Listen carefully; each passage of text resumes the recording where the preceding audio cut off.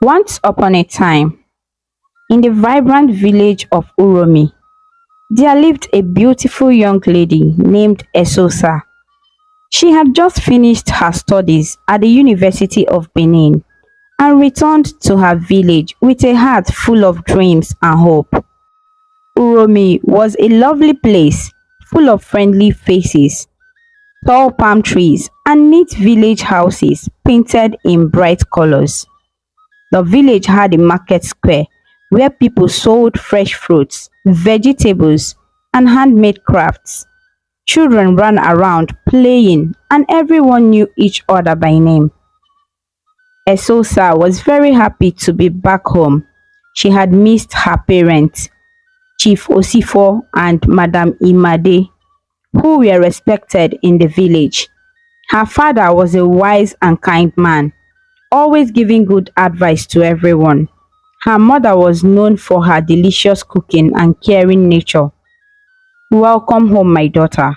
Chief Osifo greeted her daughter with a big smile and a warm hug. Thank you, Papa.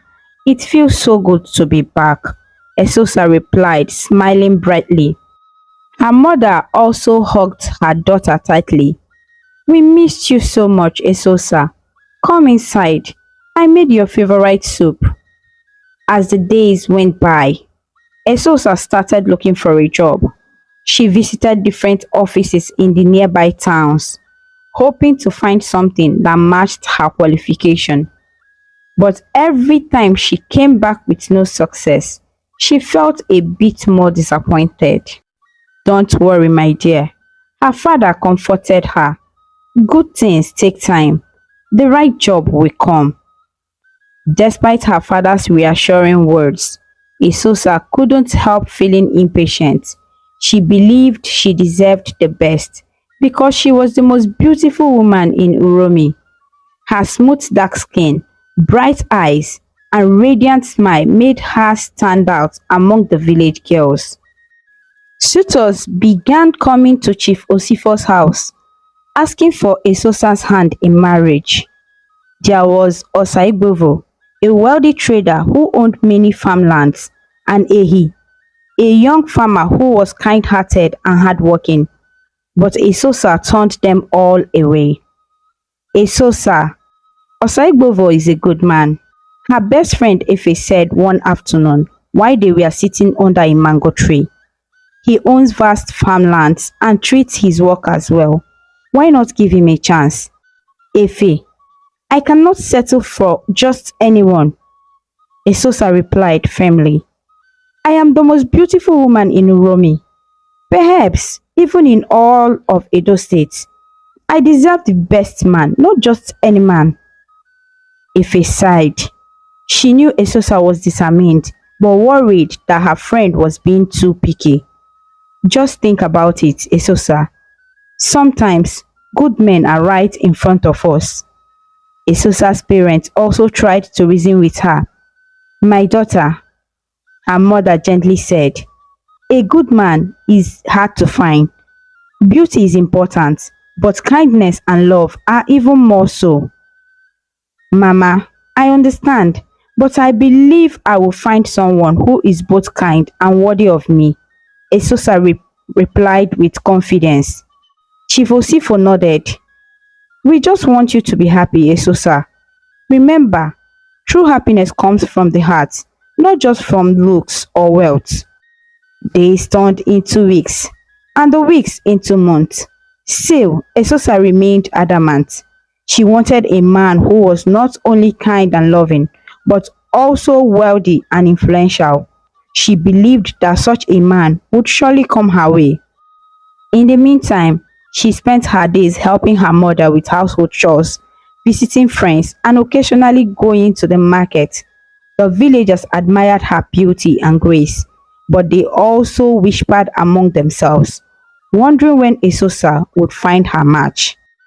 Esosa's return to Uromi was filled with hopes and dreams, but it was also marked by her high expectations and unwavering belief that she deserved the best.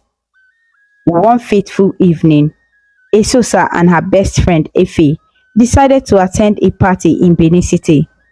The city was alive with bright lights, busy streets, and the sounds of music and laughter. This was a big change from the peaceful village of Uromi.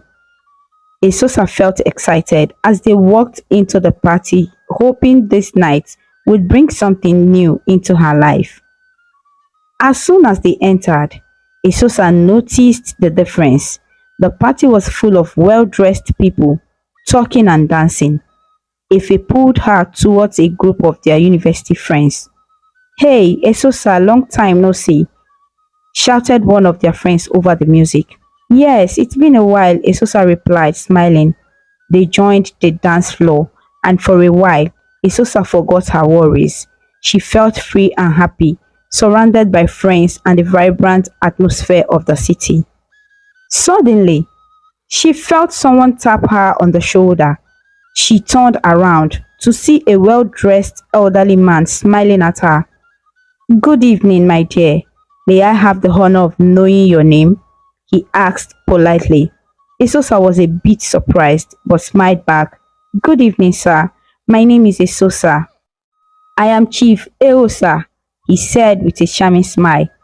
"It's a pleasure to meet you, Esosa. May I join you for a drink?" "Of course," Esosa replied, intrigued by his confidence and elegant demeanor. As they moved to a quieter corner of the room, Chief Eosa continued to talk to her. He was very charming and spoke about his many businesses and travels. Esosa found herself enjoying the conversation more than she expected. "You know, Esosa, you have a very special presence," Chief Egosa said, looking into her eyes. "I can tell you are not just beautiful, but also very intelligent." Esosa blushed. "Thank you, Chief. You are very kind." As the night went on, Chief Eosa continued to shower her with attention and compliments. He also bought her expensive drinks and promised to send gifts to her hometown in Uromi. Esosa felt flattered and excited by his generosity. "Chief, you are a very generous man, but why are you so interested in me?" she asked, curious. "Because, Esosa, I see something special in you. You have a bright future ahead, and I would like to be a part of it," he replied with a warm smile. Esosa's friend Efe noticed how much attention Chief Eosa was giving her and came over. "Esosa, is everything okay?" she asked, a bit concerned. "Yes, Efe, everything is fine. Chief Eosa has been very kind," Esosa reassured her. "All right, just checking," Efe said, still a bit wary but trusting Esosa's judgment. As the party came to an end, Chief Eosa handed Esosa a small box. "This is for you, Esosa, a small token of my appreciation. I hope we can see each other again soon." Esosa opened the box to find a beautiful gold necklace. "Oh, Chief, this is too much. Thank you so much." "You deserve it, my dear. Good night and take care," Chief Ehosa said as he kissed her hand and left. On her way back to Uromi, Efe couldn't help but ask, "Esosa, what do you think about Chief Ehosa?" "He's a very kind and generous man." "Efe, I think I like him," Esosa replied, smiling as she looked at the necklace. "Just be careful, Esosa. Sometimes things that seem too good to be true really are," Efe advised. "I know, Efe, but maybe this is the opportunity I have been waiting for," Esosa said, feeling hopeful. Months passed after that fateful party, and Chief Ehosa continued to court Esosa with unwavering dedication.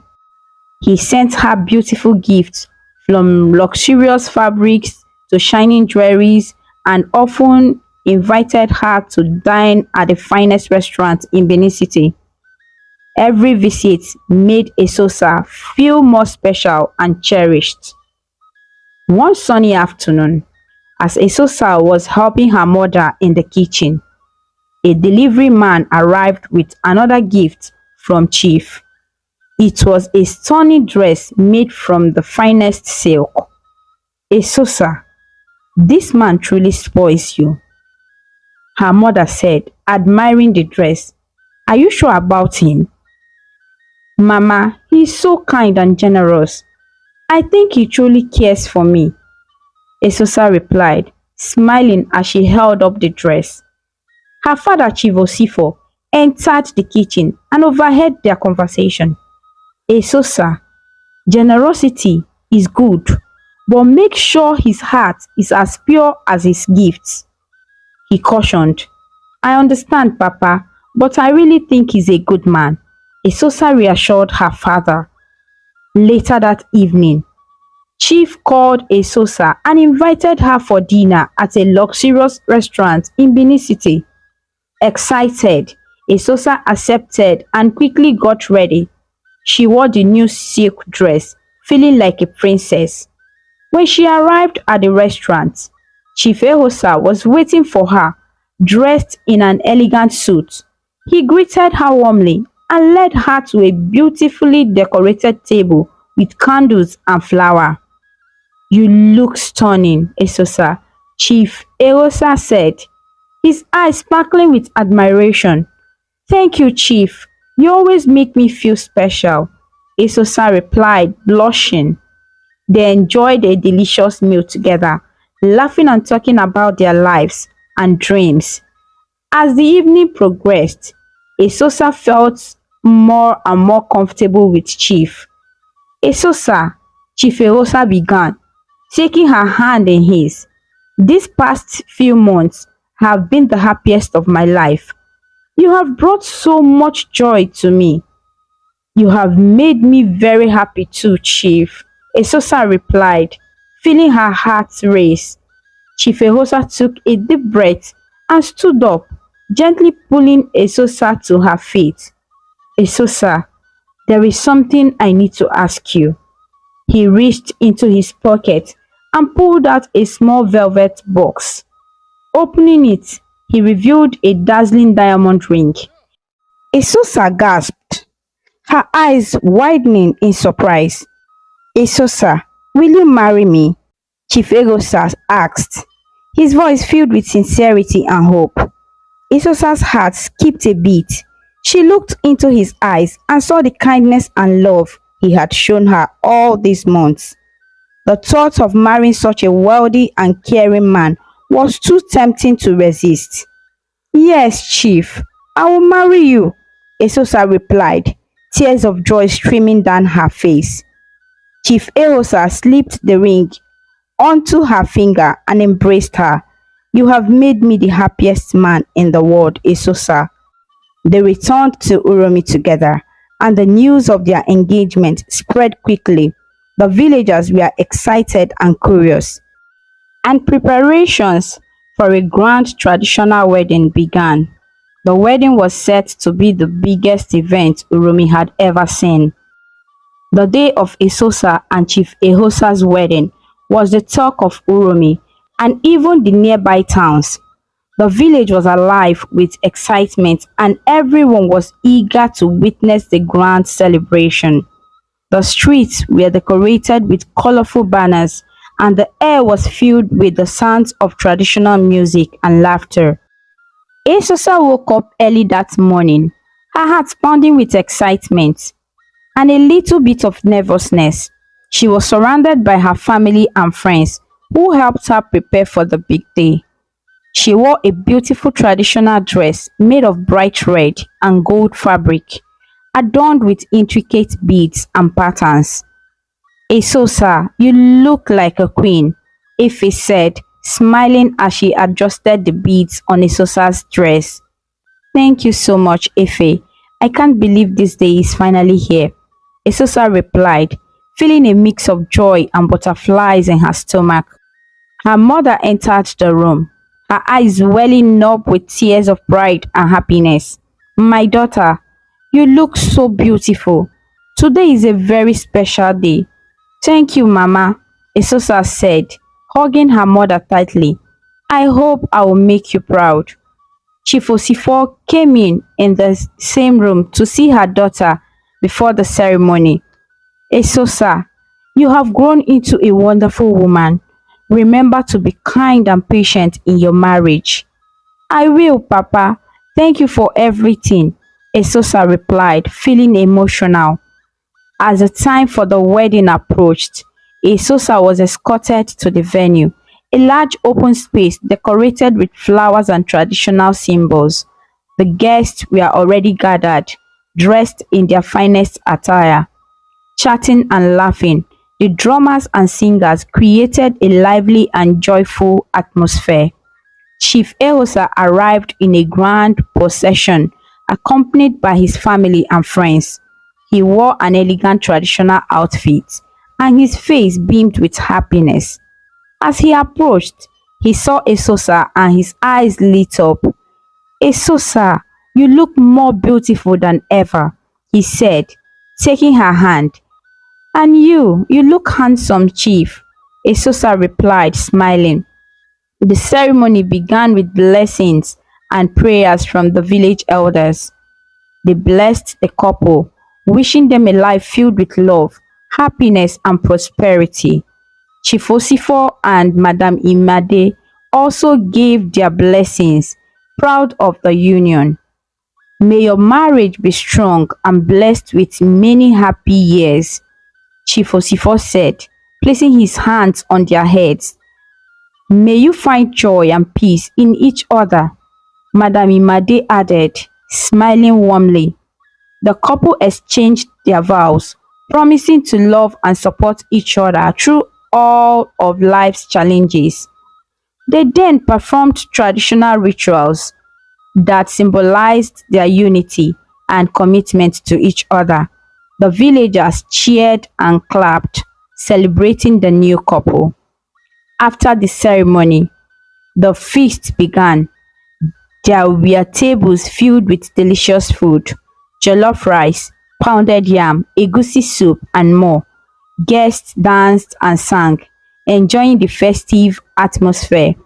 Esosa and Chief Ehosa moved from table to table, greeting their guests and thanking them for their blessings.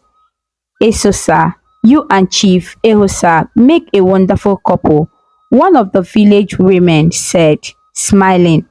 Thank you so much, Ma. We are very happy, Esosa replied, feeling overwhelmed with gratitude. As the evening turned into night, the celebrations continued.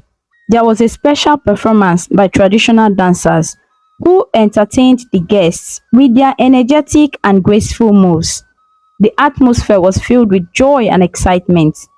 Esosa, this is the happiest day of my life, Chief Ehosa said, holding her hand as they watched the dancers. Me too, Chief. I am so grateful for everything, Esosa replied, her heart full of happiness. Despite the joy and excitement, Esosa couldn't help but feel a tiny bit of unease. She remembered her mother's words about being patient and understanding and her father's advice about true happiness. She hoped that her marriage would bring her the happiness she had always dreamed of. As the night drew to a close, the couple prepared to leave for their new home. They bid farewell to their families and friends, promising to visit often. Take care, my daughter, Chief Osifo said, hugging her one last time. Be happy, my child, her mother said, her eyes filled with love. I will, Papa, I will, Mama, Esosa replied. With a final wave, Esosa and Chief Egosa left for their new home, ready to start their life together as husband and wife. The road ahead was filled with uncertainty, but Esosa felt hopeful and excited about the future. The wedding festivities were over, and Esosa moved into Chief Ehosa's grand house in Benin City. The house was enormous, with tall gates, beautiful gardens, and many rooms filled with luxurious furniture. Esosa felt like she was living in a fairy tale. On their first night together, Esosa was excited and nervous.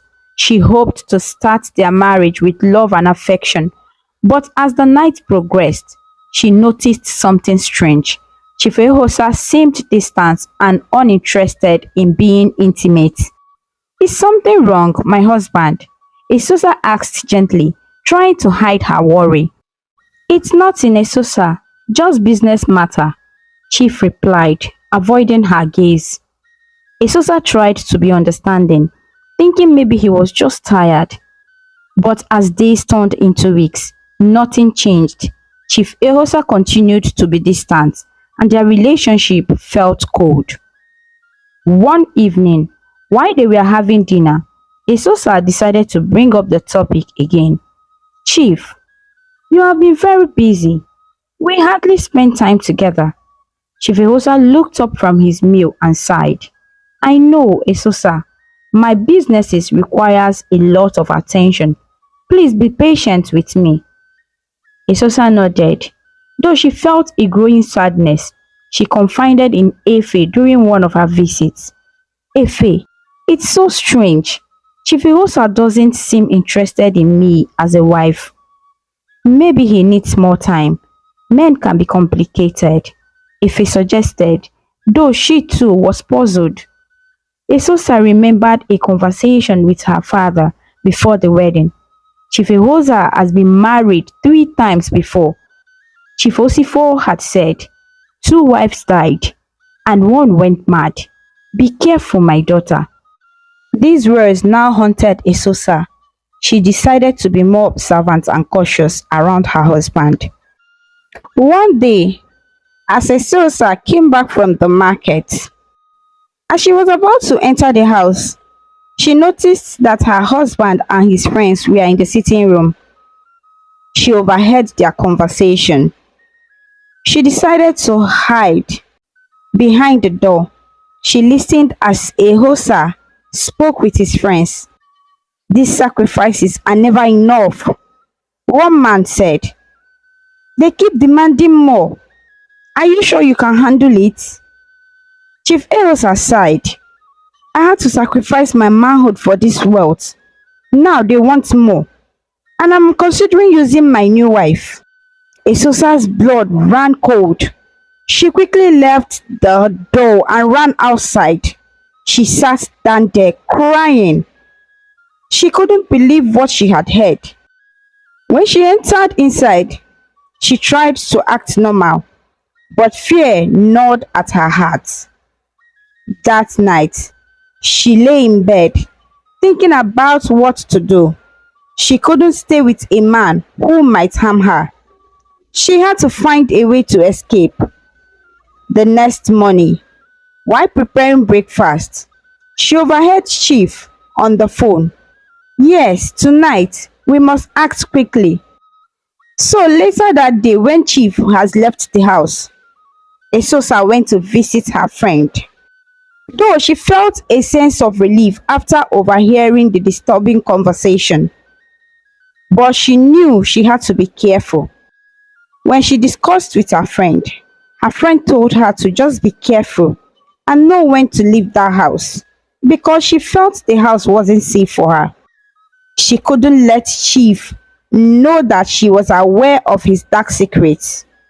She decided to go back home and pretend that nothing had happened. As she walked back to the house, her heart pounded with fear and uncertainty. She knew she had to act normal, but it was hard to keep the terror at bay. When she arrived, she took a deep breath and opened the door, forming a fake smile. Welcome back, Esosa, he greeted, looking up from his chair. Hope you enjoyed your outing. Yes, I did. It was lively today, Esosa replied, trying to keep her voice steady. Good. I have some business to attend to tonight, so I might be late, Chief Ehosa said, standing up and walking towards the door. All right, take care, Esosa said, her heart sinking as she watched him leave. Esosa spent the evening alone. her mind racing with thoughts of what she had heard. She knew she had to find a way to protect herself, but she wasn't sure how. She decided to act normal and gather more information, hoping to find a way out of this dangerous situation. The following morning, Chief Esosa returned home. He seemed in a good mood, but Esosa couldn't shake off her fear. She decided to keep herself busy with household chores, trying to avoid any suspicion.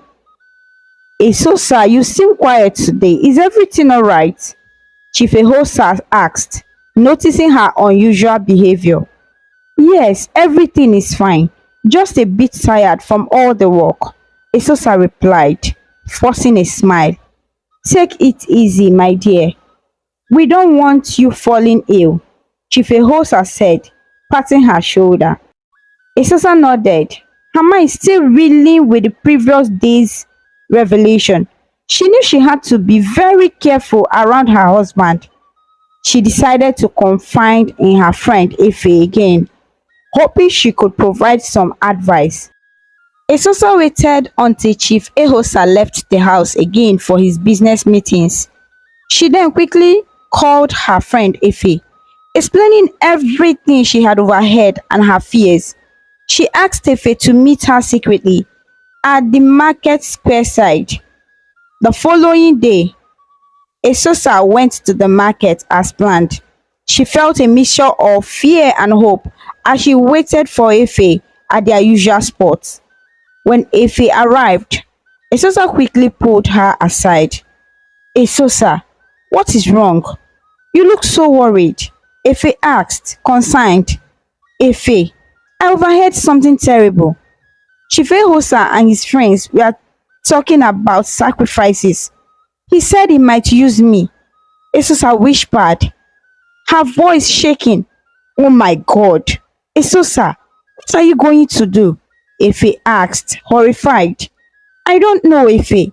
I have to act normal and find a way to protect myself. Can you help me? Esosa pleaded. Of course, I will help you. You need to be very careful. Don't let him suspect anything, Efe advised, squeezing her hands. Thank you, Efe. I don't know what I would have done without you, Esosa said, feeling a bit more hopeful. Esosa returned home, determined to keep up her art. She knew she had to be vigilant and gather more information about Chief Ehosa. She decided to stay close to him, hoping to find a way to protect herself and escape if necessary. Over the next few days, Esosa tried to act as normal as possible. She cooked meals, cleaned the house, and even tried to engage in conversations with Chief Ehosa. But deep down, she was always on high alert, ready to flee at any sign of danger. One evening, as they sat down for dinner, Chief Ehosa suddenly asked, Esosa, have you heard anything unusual in the house lately? Esosa's heart skipped a beat, but she managed to keep her composure. No, nothing unusual. Why do you ask? Just making sure everything is alright, Chief Ehosa replied, his eyes narrowing slightly. Everything is fine, Esosa said, trying to sound as calm as possible. Esosa's days were filled with constant fear and anxiety, but she continued to play the part of a dutiful wife. Always careful not to let Chief Ehosa suspect that she knew his dark secrets. She kept up to her chores, cooked delicious meals, and engaged in light conversation, all while her mind worked tirelessly to find a way out of her dangerous situation. One evening, as she was preparing dinner, Chief Ehosa entered the kitchen. Esosa, I have to leave for a few days for some important business. I'll be back by weekend, he announced, his tone casual. Esosa felt a surge of hope.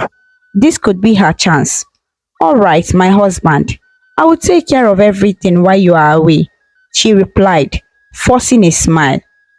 That night, after Chief Ehosa left, Esosa quickly called her friend Ife, explaining her plan to escape.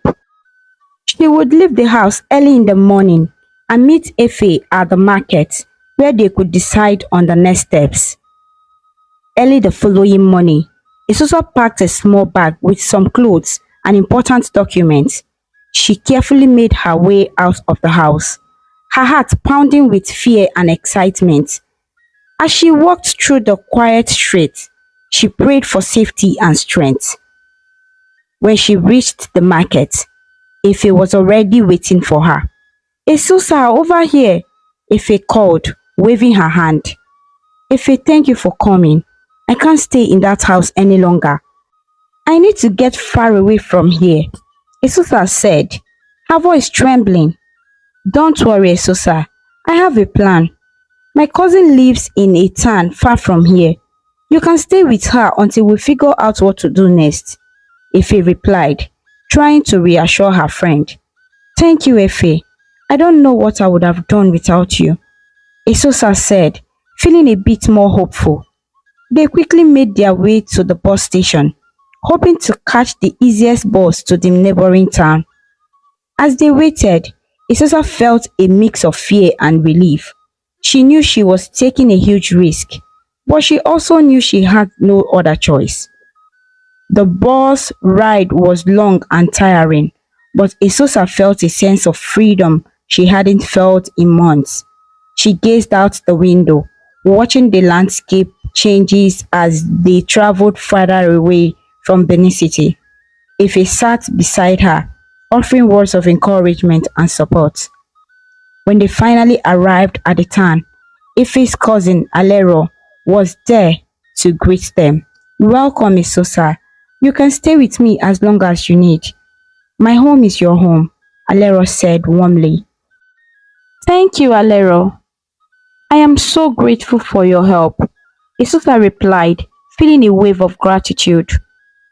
Over the next few days, Esusa settled into Alero's home, trying to adjust to her new surroundings.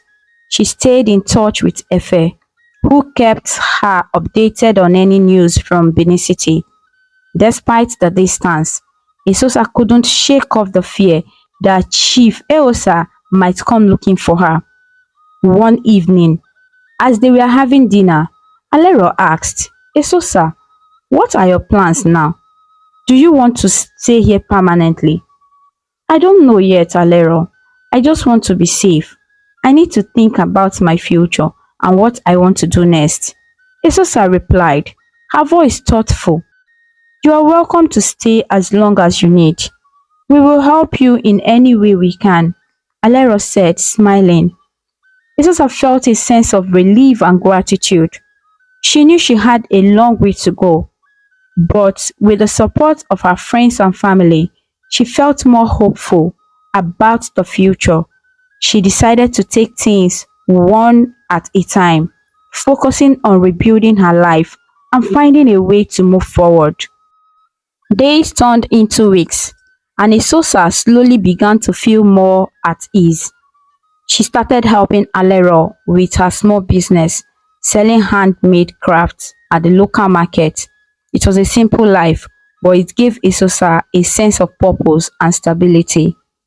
One day, while they were working at the market, Efe arrived with news. Esusa, I have some important information. Chief Eosa has been asking about you. He suspects something, but he doesn't know where you are. Esusa felt a chill run down her spine. What should I do, Efe? I'm scared he might find me. We need to be careful. For now, stay here and keep a low profile. We will figure out a plan to keep you safe, Efe replied, her voice firm. Esusa nodded, feeling the weight of her situation once again. She knew she couldn't let the guard down, but she also knew she had to stay strong. With the support of Efe and Alero, she felt more determined than ever to find a way to escape the shadow of Chief Ehosa's dark secret and build a new life in safe place for herself. Chief Ehosa realized something was terribly wrong when he returned home and found the house very quiet. Esosa was nowhere to be found. He called out her name several times, but there was no response. Panic began to creep into his heart. He checked every room, hoping she was just out shopping or visiting friend, but the emptiness of the house told him otherwise. Where could she have gone? Chiverosa muttered to himself, frustration building up. He grabbed his phone and called his trusted friend Osaz. Osaz, it's Ehosa. Esosa is missing. I can't find her anywhere. Chiverosa said, trying to keep his voice steady. Calm down, Egosa. Are you sure she's missing? Maybe she is just visiting someone. Osaz replied, no, I know something is wrong. She wouldn't leave without telling me. I need to find her, Chiverosa insisted, his voice filled with urgency. Osaz sighed. Alright, I'll gather some men and we will start looking for her. Don't worry, we will find her. As Chiverosa waited for Osaz and his men to arrive, he paced the floor, his mind racing with thoughts of where Esosa could be. He knew he had to act quickly. If she had discovered his secret, she might be trying to expose him. Meanwhile, in the small town where Esosa was hiding, she tried to stay calm and focused. She knew she had to be careful, but the fear of being found was always at the back of her mind. She continued to help Alero with the business, trying to blend in and avoid attracting attention. One evening, they were closing up the market store. Efe arrived with the news. Esosa, we need to talk. Chiverosa has been asking around about you. He's getting desperate. Esosa's heart sank. What should I do, Efe? I'm scared he will find me. We need to come up with a plan. Maybe we can move you to another town, somewhere even further away. Efe suggested. I don't understand. I don't want to keep running forever. There has to be a way to end this, Esosa replied, feeling the weight of her situation. We will think of something. For now, just stay low and avoid any suspicious activity, Efe advised. Back in Benin City, Chief Eosa was growing increasingly frustrated. Despite his efforts, there was no sign of Esosa. He decided to take matters into his own hands. Late one night, he entered his secret chamber where he performed his dark rituals. He lit candles and chanted ancient incantations, hoping to use his dark powers to locate Esosa. Spirits, show me where she is, Chief Egosa demanded, his voice echoing in the dimly lit room. As he finished his ritual, he felt a strange sensation, as if the spirits were trying to communicate with him. He saw flashes of images, a market, a small town, and then Esosa's face. But the vision was unclear, and he couldn't pinpoint her exact location.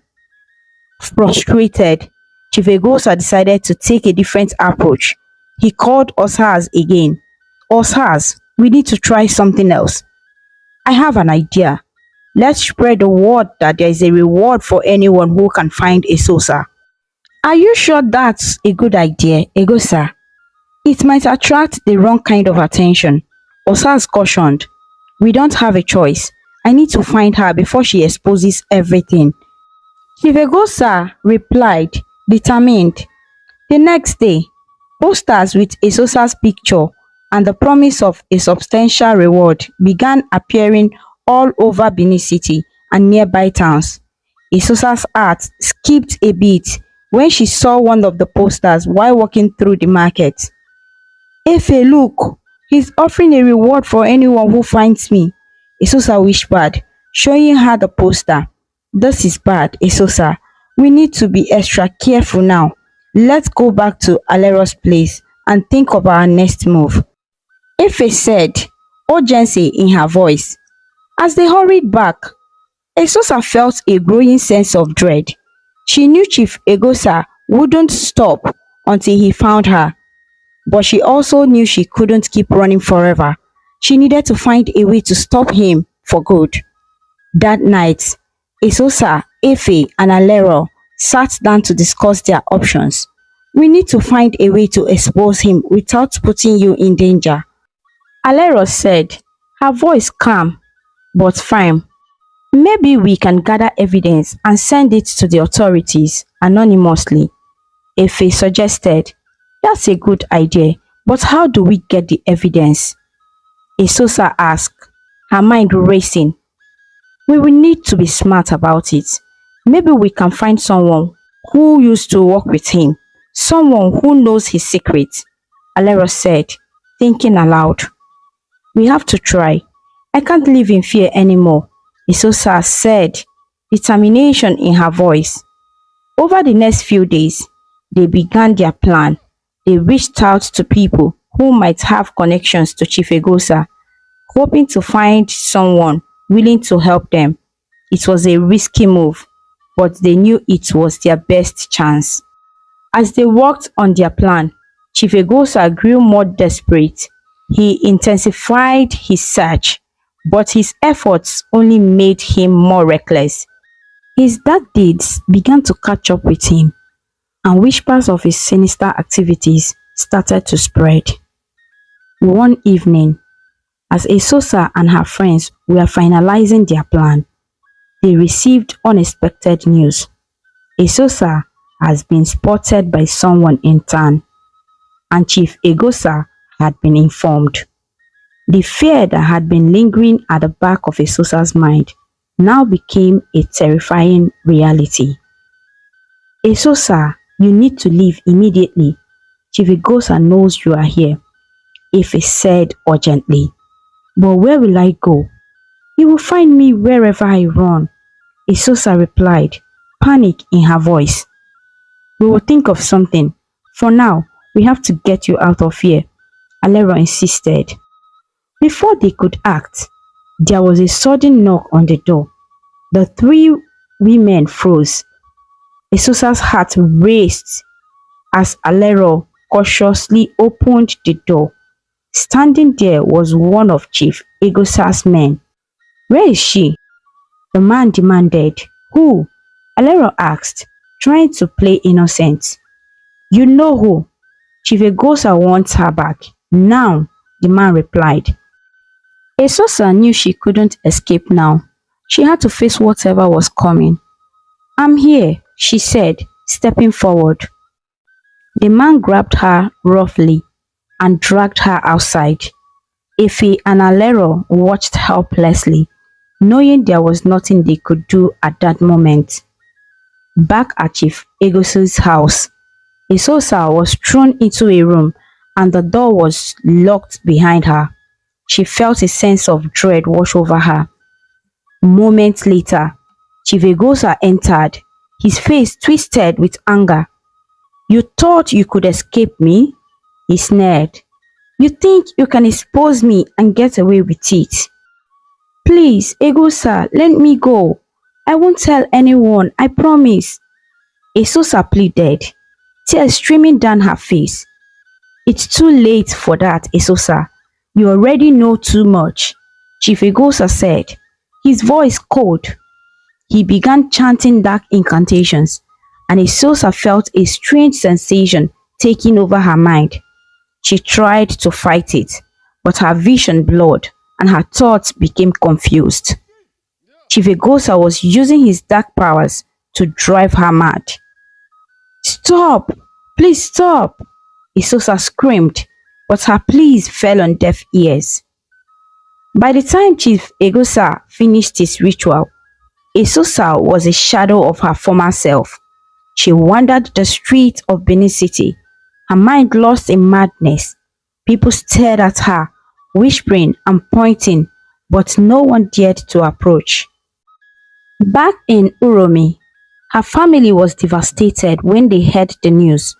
Chief Egosa called Madam Imade and told her that Esosa was missing. We need to find her. Osifo, she is our daughter, Madam Imade said, tears streaming down her face. We will, Imade. We will bring her home, Chief Osifo replied, his heart heavy with sorrow. After many months of wandering the streets, a kind-hearted woman from Uromi recognized Esosa and informed her family. They rushed to Benin City and found her in a terrible state. "We need to take her to the hospital," Chief Osifo said, tears in his eyes. After Esosa was brought back to Uromi, her family dedicated themselves to her recovery. Each day, Chief Osifo and Madam Imade stayed by her side, praying and hoping for a miracle. The village pastor visited daily to pray and offer support. One afternoon, while sitting by her side, her father gently held Esosa's hand. "Esosa, my dear, we are here for you. You will get through this," he said softly, his eyes filled with tears.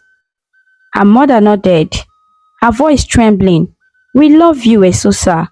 God is with you, and you will be well again." Days turned into weeks, and slowly, Esosa began to show signs of improvement. She started to recognize her family and respond to their voices. The first time she spoke, it was a barely audible whisper. "Mama, Papa," Esosa said, her voice shaky but filled with emotion. Her mother burst into tears, hugging her daughter tightly. "Oh, Esosa, thank God, you are coming back to us," she cried. Chief Osifo placed a hand on his wife's shoulder, his own eyes glistening with tears. "Yes, my daughter, we never lost faith." The villagers were overjoyed to see Esosa's progress. They gathered around the family, offering support and prayers. One day, while sitting outside with her parents, Esosa spoke more clearly. "Papa, I I remember everything," Esosa said, her voice still weak but determined. Chief Osifo looked at her with concern. "Take your time, my dear. We are here to listen." Esosa took a deep breath. "Chief Egosa, he used dark powers. He tried to make me mad because I knew his secret." Madam Imade gasped, covering her mouth with her hand. "We were so worried about you, Esosa, but you are safe now. We will make sure he cannot hurt you or anyone else again." Chief Osifo said, "We will seek justice for what he did." As Esosa continued to recover, she felt a growing strength within her, surrounded by her family, loved ones, and the support of the villagers. She knew she could overcome the darkness that had clouded her life. She was determined to reclaim her life and ensure that Chief Egosa's evil deeds were brought to light. As Esosa's strength returned, so did her determination to bring Chief Egosa to justice. With her family's unwavering support, they gathered all the evidence they could against him. The village elders also pitched in, determined to see justice served for their beloved Esosa. One bright morning, Chief Osifo and Madam Imade accompanied Esosa to the police station in Benin City. They were met by a sympathetic officer who listened attentively to their story. "We have evidence against Chief Egosa," Chief Osifo said, handing over documents and testimonies they had collected. "He has committed terrible crimes and he must be stopped."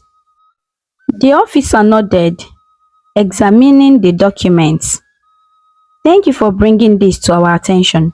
We will investigate thoroughly and ensure that justice is served." A few days later, the police launched a raid on Chief Egosa's house. They found numerous incriminating items, including tools for his dark rituals and evidence of his previous wife's mysterious death. Chief Egosa was arrested and brought to trial. The trial was a significant event in Benin City, drawing attention from all over Edo State. People were eager to see justice served. Esosa bravely took stand, recounting her harrowing experience. "Chief Egosa used dark powers to harm me and others. He made me mad because I knew his secret. She testified, her voice strong and clear. The courtroom was silent, everyone hanging on her every word. The evidence against Chief Elsa was overwhelming. Witnesses came forward, corroborating Esosa's story and revealing even more of his sinister deeds. After days of deliberation, the judge finally delivered the verdict. Chief Eosa, you are found guilty of multiple counts of murder, attempted murder, and the use of dark rituals. You are hereby sentenced to life imprisonment without the possibility of parole. The courtroom erupted in applause. Esosa felt a wave of relief wash over her. Justice has been served. Back in Uromi, the village celebrated the news. The dark shadow that had loomed over them was finally lifted. Esosa's family and friends gathered around her, offering their congratulations and support. You were so brave, Esosa, Efe said, hugging her friend tightly. I'm so proud of you. Thank you, Efe. I couldn't have done it without you and the support of everyone here, Esosa replied, her eyes filled with gratitude. Her father placed a hand on his daughter's shoulder. You have shown great strength, Esosa. We are all so proud of you. Her mother smiled, tears of joy in her eyes. You have overcome so much, my dear. Now it's time for a new beginning. Esosa nodded, feeling a sense of peace she hadn't felt in a long time. She knew that Chief Eosa was behind bars, unable to harm anyone else. His power had been broken and justice had prevailed. Years passed and Esosa continued to rebuild her life. She became an advocate for women who had suffered similar fates. Sharing her story to inspire others, she found happiness and purpose in helping others find their strength and voice. One day, Esosa received news that Chief Eosa had died in prison. She felt a sense of closure, knowing that he could never hurt anyone again. As she stood by the river in Uromi, watching the sunset, Esosa felt a deep sense of gratitude. She had faced darkness and emerged stronger, surrounded by the love and support of her family and community. She knew that her story was one of resilience and hope, and she was determined to live each day to the fullest, cherishing the simple, beautiful moments that life had offered. Esosa, her father called, walking towards her. It's time for dinner, let's go home. Esosa turned to her father, smiling. Yes, Papa, let's go home. The story of Esosa teaches us about the dangers of greed and desperation. Esosa's desire for wealth led her to marry a man with dark secrets, resulting in her suffering and loss of sanity. Greed can blind us to true happiness and put us in harm's way. Desperation, as seen in Chief Ehosa's action, can lead to destructive and immoral choices. The story reminds us to value integrity, love, and the simple joys of life over material wealth, and to always be cautious of the consequences of our decisions. In the beautiful city of Port Harcourt, there lived a loving couple named Mr. and Mrs. Thomas. They had been sweethearts since high school, and together they built a successful business empire from the ground up. However, despite their success, Mr. Thomas carried a heavy burden. He had three lazy sisters who depended on him for financial support. These sisters had married and had children before Mr. Thomas did, but they still relied on their brother to provide for their families. Mrs. Thomas saw how tired her husband was from supporting his sisters. She said to him one day, Honey, giving them fish isn't good enough, but teaching them how to fish is good. She meant that instead of giving his sisters money all the time, Mr. Thomas should help them learn how to earn money on their own. Mr. Thomas listened to his wise wife and decided to help his sisters become independent. He taught his sisters and their husbands the skills they needed to succeed. He gave them resources and support, but made it clear that he would no longer be their financial crutch. It was time for them to take responsibility for their own lives. With his sisters now independent, Mr. Thomas could focus on his own family. Mrs. Thomas soon became pregnant and gave birth to a baby boy. But sadly, he mysteriously passed away at just a very tender age. This heartbreaking pattern repeated itself with three more sons, leaving the Thomas devastated and sad. However, Mrs. Thomas got pregnant again and had a baby girl. When Jennifer was born, Mrs. Thomas prayed that she would survive and break the curse that seemed to haunt their family. Miraculously, Jennifer lived past the 3-month mark, but she often fell ill, leaving her parents worried and confused. They did not know that Mr. Thomas's sisters were secretly visiting the children, pretending to welcome them to the family. In reality, they were giving the babies a harmful portion that caused their deaths. But Jennifer was different. Even though her aunt gave her the portion many times, she only got sick but then recovered and grew stronger. As Jennifer grew up, her aunt's evil plan became more obvious. Their schemes always backfired, and Jennifer continued to thrive. By the time she turned 25, she was a strong and vibrant young woman, always thwarting her aunt's plan. Jennifer's survival and success were a testament to her inner strength and the love and determination of her parents. Jennifer's aunties were very jealous of her. They thought she had too much money and lived too well compared to them. They wanted their own children to have that wealth instead. The sisters had wasted all the money their brother had given them on failed business ventures. Now, they wanted to manipulate their brother into supporting them again.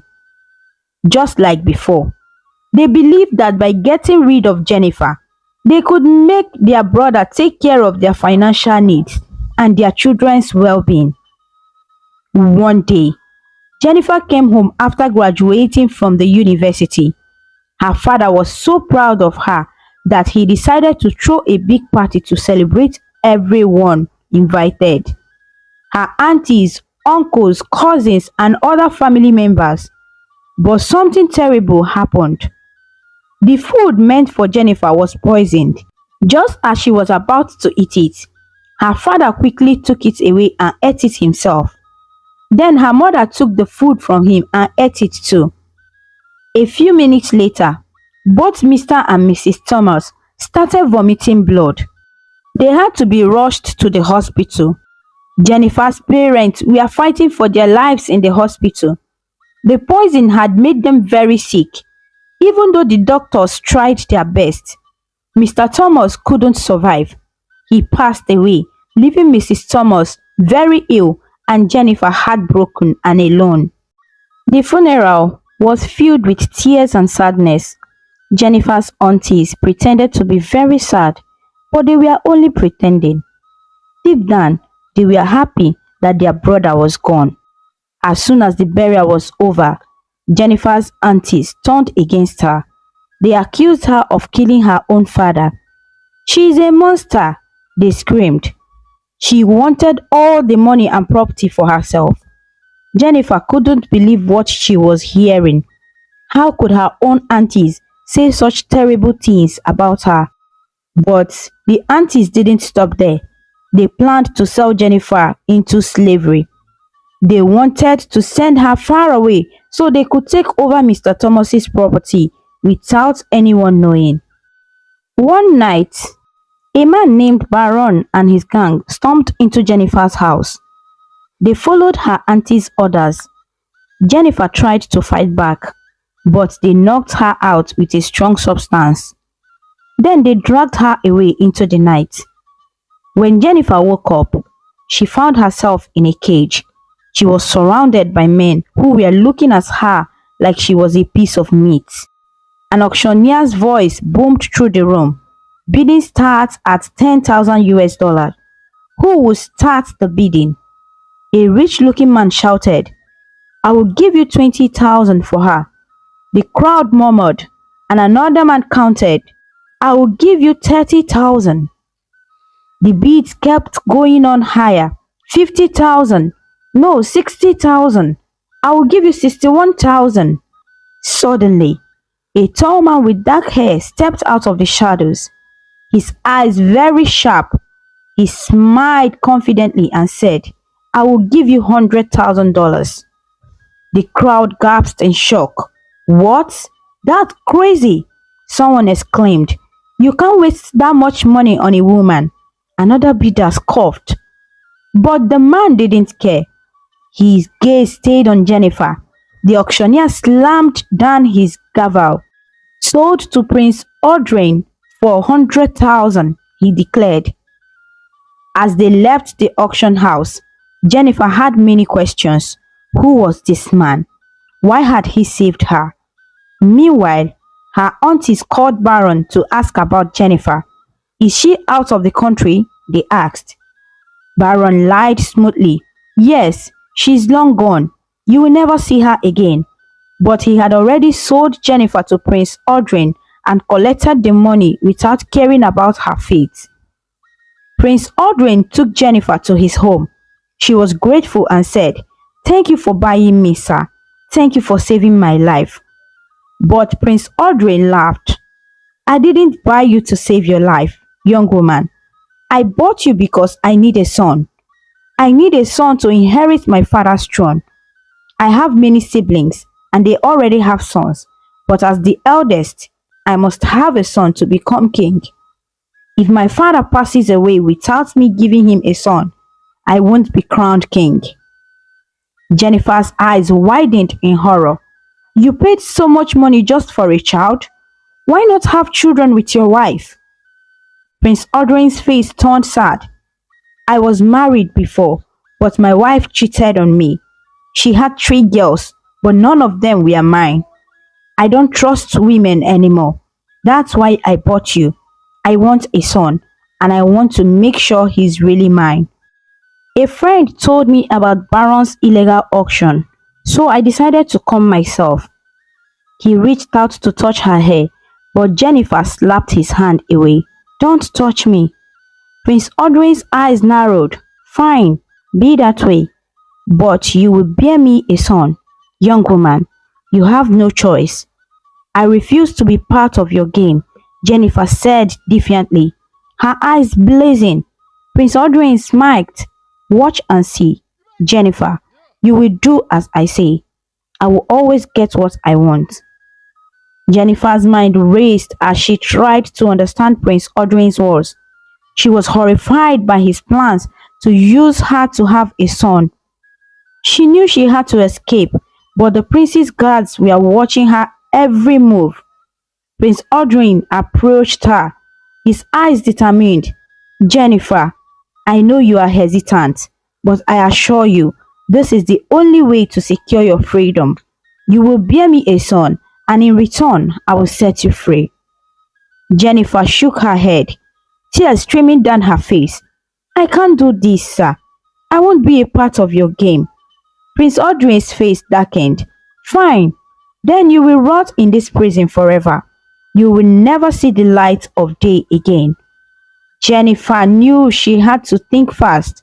She couldn't give in to the prince's demand, but she also couldn't spend the rest of her life in captivity. She needed a plan, and she needed it fast. Just then, a soft knock at the door broke the tension. Enter, Prince Audrey called out. A servant entered, bowing low. Your Highness, the royal advisor requests an audience with you. Prince Audrey's eyes narrowed. Tell him I am busy. But the servant hesitated. He insists, Your Highness. He says it's urgent. Prince Audrey sighed. Fine, I will see him. But this isn't over, Jennifer. You will bear me a son, or you will suffer the consequences. He stormed out of the room, leaving Jennifer alone with the servants. The servant approached Jennifer with a sympathetic gaze. My lady, what should I get you to eat? Jennifer's response was firm. I'm not your lady, and I don't need anything. But if you truly wish to assist me, help me escape from here. I'll be forever grateful. The servant's eyes dropped, and he bowed. I regret I cannot assist with that, my lady. If there is no other thing, I beg to take my leave. He quickly departed, leaving Jennifer alone in her room. A few minutes later, Prince Audrey stormed back into the room, his anger palpable. He paced back and forth, his eyes blazing with intensity. Jennifer asked, her voice steady, what is wrong? He halted his pacing and turned to her, his expression pleading. Are you ready to do what I ask? I implore you, Jennifer. My father's health is failing, and I must ensure my claim to the throne is secure. I beg of you, help me in this matter. I'm not here to force you, but please help me out. My father is sick. This is the information I've just received. I don't wish anything to happen to my father, the king, but I still want to be prepared in case anything happens. Jennifer's eyes narrowed. You want me to bear you a son, just in case your father dies? You want to use me to secure your claim to the throne? Prince Audrey's eyes flashed with anger, but he composed himself quickly. I'm not using you, Jennifer. I'm offering you a chance to gain your freedom. You'll be treated like a queen, and our son will be the future king. You will have everything you could possibly want. Jennifer scoffed. Freedom? You call being a prisoner and a breeding tool freedom? No, thank you. I'd rather die than submit to your plans. Prince Audrey's face darkened. You are not in a position to refuse me, Jennifer. You are mine now, and you will do as I say. Prince Audrey's face showed a mix of anger and desire. He growled at Jennifer. You think you can reject me? His hot breath was on her face. I've been patient, but I can't wait anymore. You will do what I want, one way or the other. Jennifer tried to push him away, but he was too strong. He pinned her against the wall and started kissing her forehead. She asked him to wait, saying, don't force me. Give me some time, let me freshen up.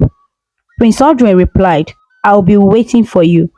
Jennifer went to the bathroom, locked herself in, and cried. She didn't know what to do. After a while, Audrey asked her to come out. She did and suggested they take a test if they are compatible for having children together. Audrey said, I'm O positive and my blood genotype is AA, so I can marry anyone. Jennifer asked, do you know if I have any disease? You barely know me. Audrey replied, you don't have sickness. You don't look corrupt. Jennifer then asked him to promise that if they had a girl, he would let her go. But Audrey wanted a son and insisted they try again if the child was a girl. Jennifer reluctantly agreed, and they were intimate. With tears in her eyes, Audrey promised to help her if she gave him a son. Days turned into weeks, and weeks into months. Despite the strange situation, Audrey began to show Jennifer kindness and affection. He brought her beautiful gifts. He spent time talking with her and making her comfortable. Jennifer found herself softening towards him, but she never forgot the situation that brought her there. One afternoon, the prince came back with smiles on his face and went to Jennifer. Pretty, I received a report that you are pregnant. Thank you. I'm so excited. I just pray it's a boy, the prince said. Jennifer felt a mix of emotions. She was scared, confused and hopeful. Maybe things might turn out well, she thought to herself. Back at the Thomas's house, Mr. Thomas's sisters and their husbands had succeeded in sharing their brother's wealth. They took over his house, his money, and even his businesses. But despite getting everything they wanted, They weren't satisfied. They fought and quarreled among themselves over who should get more. They didn't care about anyone else, and they totally forgot about Mrs. Thomas, who was still in the hospital. She is more or less dead. She is of no use, they said heartlessly. But Mr. Thomas's best friend, Dr. Daniel, owned the clinic where Mrs. Thomas was being treated. He took very care of her, making sure she had everything she needed. But he couldn't stop wondering why Jennifer wasn't coming to check on her mother. She can't be this cruel like her aunties, Dr. Daniel thought out loud. He was very worried about Jennifer and couldn't understand why she hadn't visited her mother. One day, Dr. Daniel decided to visit one of Jennifer's aunties to ask about Jennifer's whereabouts. He went to Auntie Clara's house and knocked on the door. Auntie Clara opened the door and looked at him with a scowl. "Hello, Auntie Clara," Dr. Daniel greeted her politely. "I am very worried about Jennifer. She hasn't visited her mother in the hospital. Do you know where she is?" Clara glared at him and said, "Am I Jennifer's keeper? Why are you asking me?" Dr. Daniel tried to remain calm. "Please, Clara, it's very important. Mrs. Thomas is very ill and she needs her daughter. Do you have any idea where Jennifer might be?" Clara huffed and said, "I have no idea where that girl is. Now, if you will excuse me, I have things to do." She slammed the door in Dr. Daniel's face. Dr. Daniel felt frustrated and worried. He had hoped that Clara would give him some information about Jennifer, but she hadn't been helpful at all. He returned to the clinic, determined to continue taking care of Mrs. Thomas. Meanwhile, Mrs. Thomas was slowly getting better, thanks to Dr. Daniel's care. She often asked about Jennifer, but no one had any answer for her. "Where is my daughter?" she would ask weakly, her eyes filled with worry. Dr. Daniel would hold her hand and say, "Don't worry, Mrs. Thomas. We will find Jennifer. Just focus on getting better." Back in Prince Audrey's palace, Jennifer was trying to adjust to her new life. She was now pregnant with Prince Audrey's child. Despite the strange circumstances, she tried to stay strong for the sake of her baby. Prince Audrey continued to show her kindness and affection. He brought her gifts, talked to her, and tried to make her feel at home. But Jennifer couldn't forget how she had ended up there. She missed her mother terribly and often thought about her. One day, as Jennifer was walking in the garden, Prince Audrey joined her. "How are you feeling today?" he asked gently. Jennifer sighed. "I am okay, but I miss my mother. I hope she is all right." Prince Audrey looked at her with concern. "I understand. I will send someone to find out how she is doing." Jennifer felt a glimmer of hope. "Thank you, Audrey. That means a lot to me." Prince Audrey nodded and left to make arrangements. Back at the Thomases' house, the aunties continued to fight amongst themselves. They were greedy and never satisfied with what they had. They forgot all about Mrs. Thomas in the hospital and never thought about her. Dr. Daniel continued to care for Mrs. Thomas, but he couldn't shake the feeling that something was terribly wrong. "I need to find Jennifer," he thought. "She wouldn't just abandon her mother like this." He decided to visit Thomas' house again, hoping to find some clues about Jennifer's whereabouts. When he arrived, he found the sisters arguing loudly in the living room. "I deserve more than you," Auntie Betty shouted. "I was the closest to Thomas." "No, I deserve more," Auntie Clara yelled. "I did more for him than any of you." Dr. Daniel cleared his throat and asked, "Excuse me, but has anyone heard from Jennifer?" The sisters stopped arguing and turned to look at him. "Why do you keep asking about her?" Auntie Clara snapped. "She probably ran away because she couldn't handle the responsibility." Dr. Daniel frowned. "That doesn't sound like Jennifer. She loved her father. In fact, she loved her parents so much. I will find her no matter what." He left the house, more determined than ever to find Jennifer and reunite her with her mother. As the days passed, Audrey's joy knew no bounds. He showered Jennifer with love and care, promising her the world. He bought her lavish gifts, took her on romantic walks, and whispered sweet words in her ears. Jennifer's heart swelled with happiness, but she couldn't shake off the feeling that this was all temporary, that once she gave birth, Audrey would take the children away from her. As the months went by, Jennifer's belly grew rounder, and Audrey's affection only grew stronger. He would surprise her with her favorite dishes, massage her feet, and read her favorite books aloud. But amidst all the pampering, Jennifer couldn't help but feel like she was living a lie. She was also deeply concerned about her mother. I don't know if those wicked people have killed her or if she is out of danger, she thought to herself. One day, while Audrey was out, Jennifer broke down in tears. She realized that she had fallen deeply in love with Audrey, but she knew he would never love her for who she truly was. She felt like she was just a means to an end, a way for him to secure his royal lineage. The day finally arrived when Jennifer gave birth to two adorable sons. Audrey was overjoyed and celebrated her by giving her a luxurious car, but Jennifer refused, her heart heavy with the knowledge that she would soon be separated from her children. After 3 months of staying with her kids, Jennifer decided it was time to leave. I have to go to check on my mother and fight for my rights, she said, her voice firm but her eyes filled with tears. I need to get revenge for what my aunties did to me. I can't stay here and be a mere nanny for my children. You will never tell them I gave birth to them. I need to secure my rightful place in my father's house. Audrey begged her to stay, holding their children close. Please, Jennifer, don't go, he begged, his voice cracking with emotions. I know I hurt you. I know my approach was wrong, but I swear on our children's lives, I truly love you.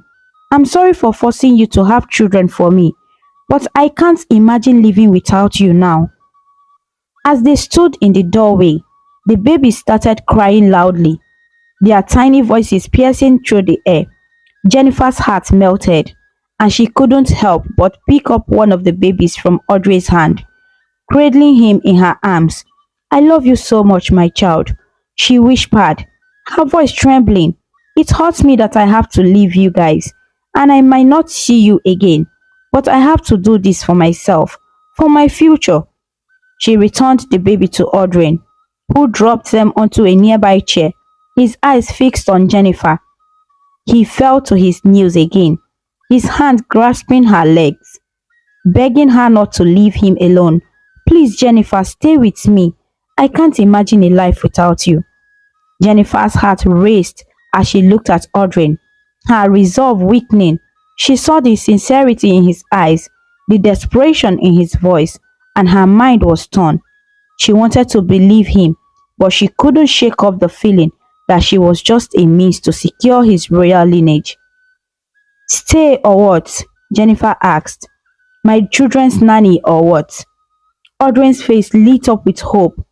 He replied, as my woman, my love, my wife, I want to officially marry you and introduce you to my family. I want to love you and our children forever. Jennifer's heart melted at his words, and she felt her resolve weakening. She saw the love in his eyes, the desperation in his voice, and he knew that she couldn't leave him, not yet at least.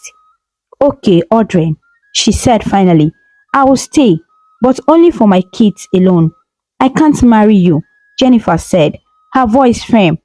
Audrey replied, I know you are angry, but I will give you time to get over everything. Jennifer returned inside, carrying one of the babies, and Audrey's face lit up with joy.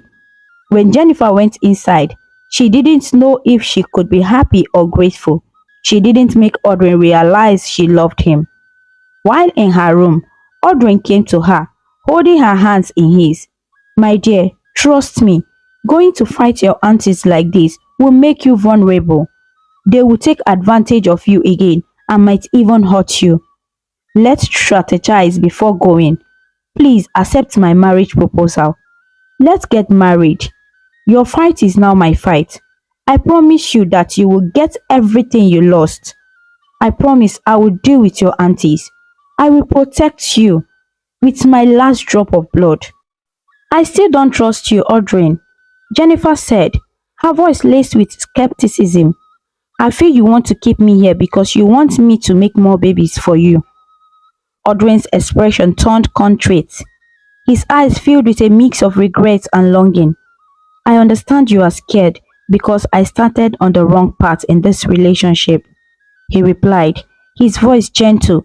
But I have never treated you inhumanly since you arrived here. Even when you didn't get pregnant on time, I didn't put pressure on you. I have taken care of you, provided for you, and loved you to the best of my ability. Even when I didn't say it, I was wrong to manipulate you into getting pregnant. But I promise to make it right. Trust me and give me a chance. Do it for me and for our children. They need their mother and father to be happy and together. Jennifer's expression remained guarded, but a small part of her felt a spark of hope. Maybe, just maybe, Audrey was genuinely changing, but she still needed time to think, to process her feelings and doubts. Give me some time to think, she repeated, her voice firm but slightly. Jennifer took a deep breath and knocked on Audrey's door. Her heart was beating fast. Audrey opened the door and smiled warmly at her. That smile made her feel a little braver. Audrey, Jennifer began, her voice a bit shaky. I've thought a lot about us, and I want to spend the rest of my life with you. Audrey's eyes sparkled with joy. He gently pulled her into a hug. I will love you forever, Jennifer, he whispered. Then he kissed her softly. Jennifer felt her heart fill with happiness. A few weeks later, Jennifer, Audrey, and their two babies went to the palace. Audrey's father, King Albert, was very sick and lying in bed. The king's face lit up when he saw his son and grandchildren. He smiled weakly at Jennifer. I've heard so many good things about you, Jennifer, the king said in a very soft voice. I'm glad you are here. You must be very special to have made Audrey love again. He promised never to love another woman after his first wife hurt him, but you changed that. The king looked at Jennifer with gratitude.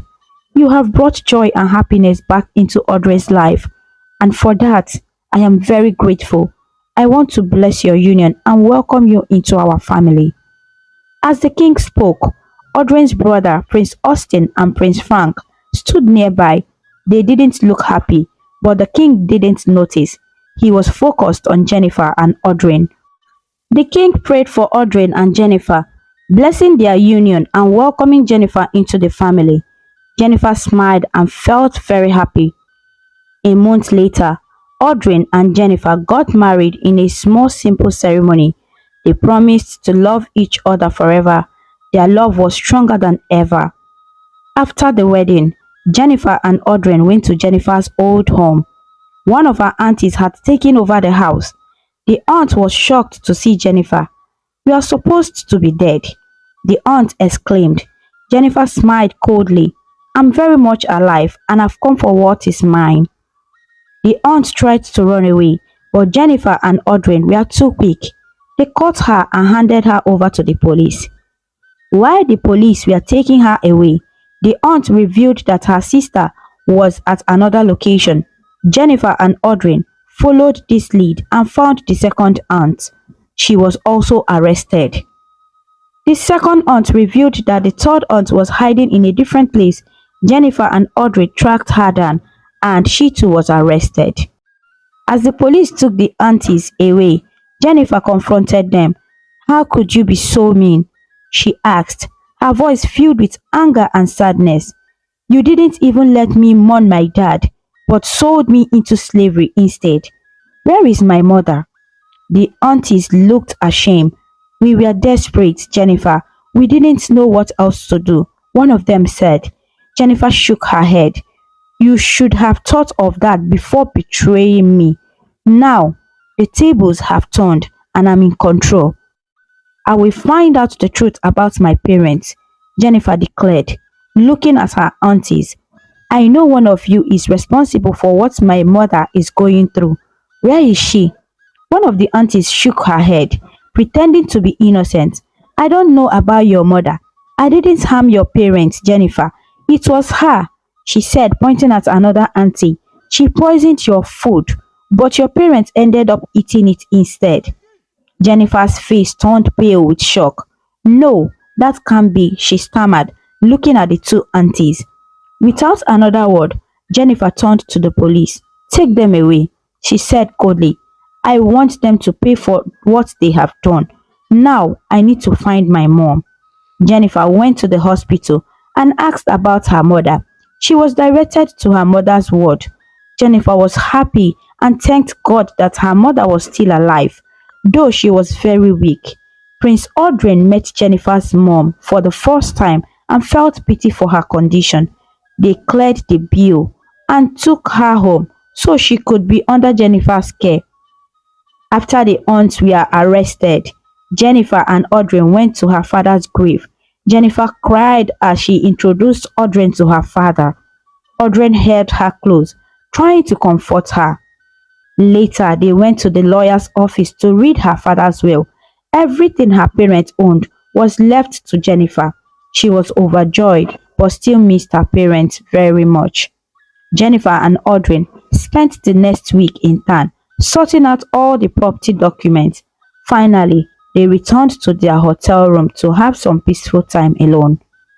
Audrey and Jennifer were enjoying in a romantic evening in their hotel room, finally having some quiet time after a busy day. But then, Audrey's phone rang, breaking the calm. It was his mother. Audrey, it's your mother. The king had passed away. You need to come home immediately. Her trembling voice. Audrey's face fell. He felt like his world was crashing. Jennifer saw the shock and grief on his face. What is it? She asked, worried. Audrey took a deep breath. His voice shook as he delivered the news. My father, the king, has died. I need to go home now. Jennifer's eyes widened in shock. She quickly gathered her belongings. I'm coming with you, she said firmly. Audrey nodded, grateful for her support. Together, they rushed out of the hotel room, took Jennifer's mom with them, and left for the palace. Audrey and Jennifer arrived at the palace feeling very sad. The king, Audrey's father, had died. The palace was filled with tension and sadness. Audrey's brother, Prince Austin and Prince Frank, looked at him with suspicion and resentment. The burial ceremony was a big event with important people from all over the kingdom attending. Audrey gave a heartfelt speech, talking about his father's wisdom and kindness. But underneath, there was a struggle for power. Audrey was the eldest son, so he was the rightful heir to the throne. But his brothers had different plans. They had always felt that their father favored Audrey and saw this as a chance to take the throne for themselves. After the burial, the princes gathered in the throne room. Prince Austin, the most outspoken, challenged Audrey. You were always father's favorite, he sneered, but that doesn't mean you are the best for the throne. Audrey stood tall, his eyes determined. I will not be bullied or intimidated, he declared. I am the rightful king, and I will do what's best for this kingdom. Jennifer stood by Audrey's side, showing her support. I will not let you bring harm to my husband or the kingdom, she said firmly. Prince Austin sneered at her. And who are you to interfere in royal matters? He asked disdainfully. Audrey's face darkened with anger. She is my wife, and her words carries weight, he said firmly. I will not be threatened by your schemes. Prince Frank joined in. You are just a commoner, Jennifer. You don't belong here. Audrey remained calm, but was very angry. Enough, he commanded. You will respect my wife and your future queen.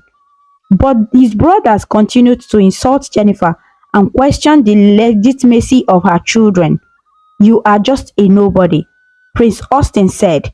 Your children are bastards born out of wedlock. The queen, Audrey's mother, couldn't bear the insult and stormed into the room, her face red with anger. How dare you? She thundered. How dare you speak of my son and his wife in such a manner." The princes stopped their verbal assault, but their eyes still burned with resentment. Prince Austin pointed at Jennifer. "She's just a commoner, mother. She doesn't belong here." The queen's eyes flashed with anger. "Jennifer is my son's wife and a noble woman. You will not speak ill of her again." Prince Frank added, "But mother, Audrey is impotent. He can't even produce a child.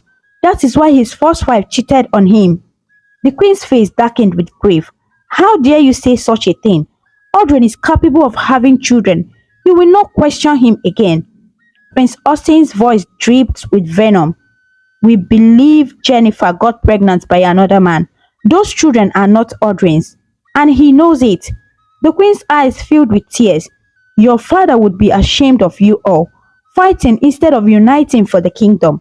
Your father just passed away, and you are already fighting over the throne." Prince Austin stood tall.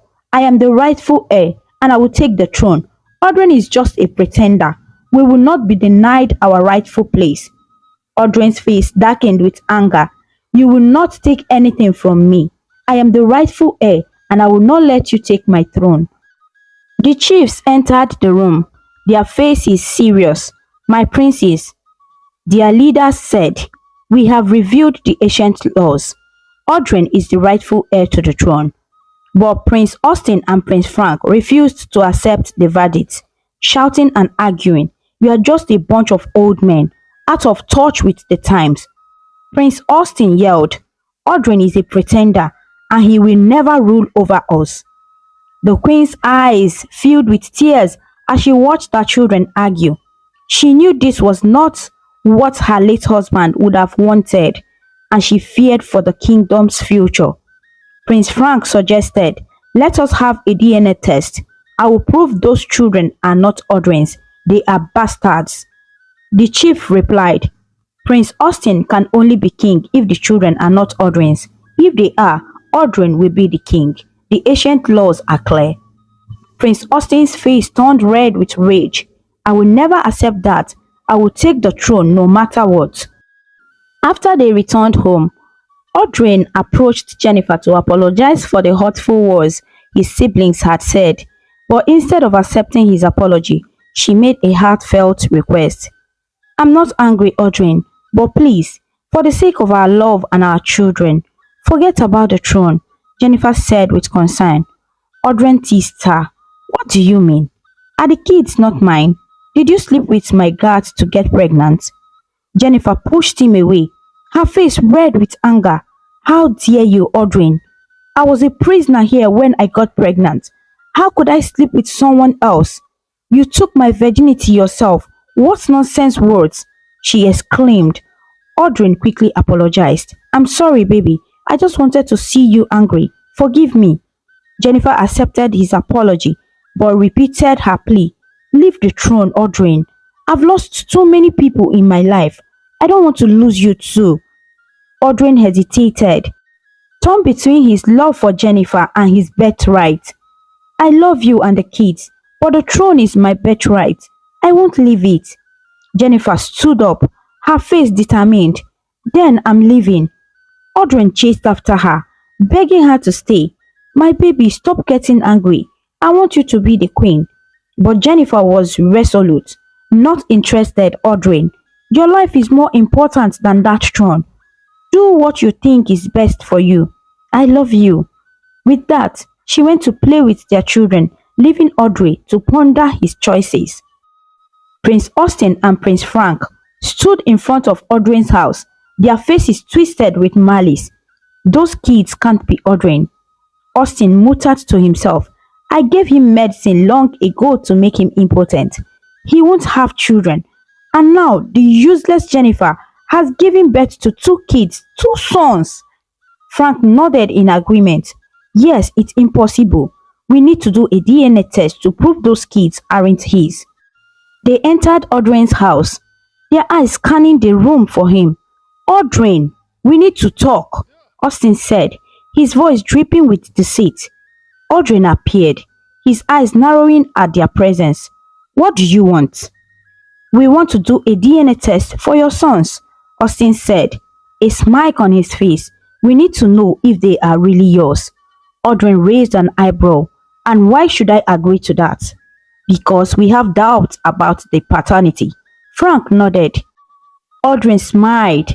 Very well, but I want the DNA test done for all of us, including your own kids, and I will choose the hospital, one that won't manipulate the results. Austin and Frank exchanged uneasy glances. They had already arranged for a doctor to manipulate the results if the kids were indeed Audrey's. No, we have our own doctor in mind, Austin said. Audrey shook his head. I won't agree to that. If you're so sure the kids aren't mine, then let's do the test at a neutral hospital. Austin and Frank refused, and the argument ended with them storming out of Audrey's house, their faces red with anger. We need to get rid of Audrey. Austin fumed as they walked away from the house. He and the chiefs won't let us have the throne. It's better to send him where our father is. Frank nodded in agreement. Yes, let's get rid of him once and for all. We need to get rid of Audrey once and for all, Austin repeated, his voice low. He is the only one standing in our way to the throne. Frank nodded again. Yes, and we have the perfect plan. We will make it look like an accident, and no one will suspect a thing. The shadowy figures nodded, their faces hidden in the darkness. We will take care of it, one of them said, but it won't be cheap. Austin smiled, his eyes glinting with cruelty. Money is no object. We will pay whatever it takes to get rid of Audrey. As they finalized their plans, Audrey was unaware of the danger lurking in the shadows. He was busy with Jennifer and the children, enjoying a rare moment of peace at home. The next morning, Jennifer had a terrible nightmare. She screamed and woke up, her heart racing. Audrey quickly grabbed her and held her close. What is wrong, my love? He asked, his voice filled with concern. Jennifer's eyes were wide with fear. I had a bad dream, she said, her voice trembling. You were in an accident and never came back. Audrey laughed and stroked her hair. It's just a nightmare, my love. Don't worry, I'm right here with you. But Jennifer's fear lingered. Please don't go today, Audrey, she begged, her eyes welling up with tears. I have a bad feeling. Audrey's expression turned stubborn. I have to go, Jennifer. It's just a business meeting.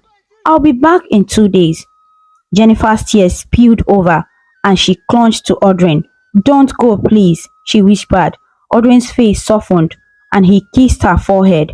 I'll be fine, my love, I promise. But Jennifer's intuition screamed warnings. She knew something was off, but Audrey wouldn't listen. Don't you understand, Audrey? Jennifer pleaded. I'm scared. I don't want anything to happen to you. Audrey smiled and pulled her close. I know what you want, Jennifer, he whispered, his voice husky. You want some intimate moments, don't you? Jennifer's face flushed and she pushed him away. That's not it, Audrey. I'm serious. But Audrey just laughed and kissed her, silencing her fears with his intimate touch. They shared a passionate moment before he traveled that morning, leaving Jennifer with a sense of unease that lingered long after he was gone. Audrey was driving his car. Another car was following him. They kept following him until they got to a quiet road. Then they stopped in front of him. Audrey got out of his car and asked, What do you want? But they didn't answer. Instead, they started hitting him with sticks. Audrey tried to defend himself, but they were too strong. He fell to the ground. They put Audrey in his car and set it on fire. They made it look like an accident. They wanted people to think Audrey's car got fire and he died, but they didn't want to get caught. So they left quickly when they saw other cars coming. They got in their own car and drove away fast. They wanted to make it look like Audrey's death was an accident, not a murder. Audrey's eyes slowly opened as he looked at his surroundings. He was met with a horrifying sight. His car was engulfed in flames. Panic set in as he realized he was trapped. With a surge of adrenaline, Audrey tried to force open the door, but they wouldn't budge. The smoke was thick and choking, making it hard to breathe. He coughed and gasped, his vision blurring. No, no, Audrey screamed, pounding on the windows. Help! Somebody help me! But his cries were drowned out by the roar of the fire. The flames grew higher and hotter, the heat intense and suffocating. Audrey's strength began to fade. His consciousness slipped away. He slumped forward, his head hitting the steering wheel. A good Samaritan, a middle-aged man with a kind face, rushed to Audrey's aid, pulling him from the wreckage just as the flames were about to engulf him. But it was too late. Audrey had already inhaled a dangerous amount of smoke, and his lungs were struggling to get oxygen to his body. As the Samaritan laid him on the ground, Adrian's eyes fluttered closed, his body going limp. He was unconscious, his brain suffering from severe hypoxia, a lack of oxygen. The Samaritan called for an ambulance, and Audrey was rushed to the hospital, where he was placed in a medically induced coma. His brain activity was minimal, his vital signs stable but fragile. Audrey's life hung in the balance, his body fighting to recover from the devastating effects of the fire. The phone rang in the silence of Austin's chamber. He answered, his voice low and expectant. Yes, mission accomplished. Your Highness, a low voice replied. Audrey is no more. His eyes gleamed with triumph as he listened to the words he had longed to hear. Excellent work. His smile widening. You will be rewarded handsomely. As he hung up the phone, his mind raced with the implications of Audrey's demise. He would finally take the rightful place as king, and no one would dare to oppose him. The throne was within his grasp, and nothing could stop him for now. Jennifer's eyes were fixed on her phone, her heart racing with every passing moment.